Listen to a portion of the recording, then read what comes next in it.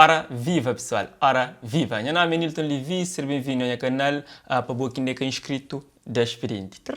Artista Loretta KBA, bem o público tá fala sobre Big Z, esse mais novo tema para mim é normal, que está fazer parte do álbum Big Z Equilíbrio. As músicas até têm grandes polêmicas, até Big Z já fala sobre isso, que eu pôr hoje ali. Gosto às vezes de Loretta ter opinião sobre esse tema. E está falando Big Z não faz aquele coro, mas certamente que tem nenhuma intenção de ofender ninguém, me conhece Big Z bem, e ele é de acordo que Big Z é vereador de cultura que fala sobre esse tema, pesquisa na mesa e depois conversa acima de duas pessoas e eles tentam resolver isso na paz, ok? Nós olhamos o que a Loretta fala.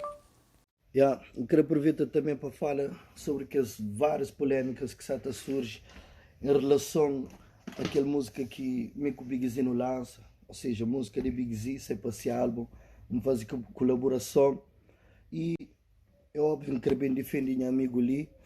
A nós sempre não tive grande amor para fogo, não tenho certeza, mas que foi com má intenção que Big Z escolheu que as palavras que usa na refrão ou na coro de música, mas que não escreveu mal e não está pedindo tudo para nós ter mente aberto, coração limpo. Big Z é um ser humano extraordinário, alguém que tem coração limpo, nunca ele ofende ninguém, não tenho certeza, mas que foi com má intenção, talvez um mal entendido, sabemos.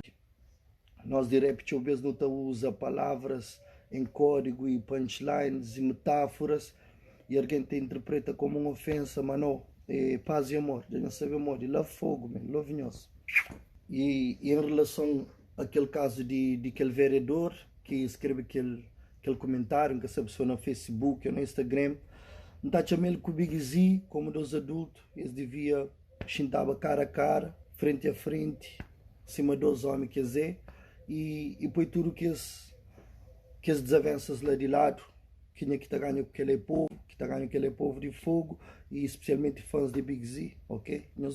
Resumindo, paz e amor, não ama companheiro, não fazer dinheiro, não dá meninos beijo na boca, não fazer música, não branca, não trabalha rixo, não concretiza nos sonhos. Subina! Você concorda com o que Loretta fala? Então, deixa a opinião no comentário, põe gosto no vídeo, inscreve no canal se não é inscrito, ok? Meu nome é Nilton Levi e one love.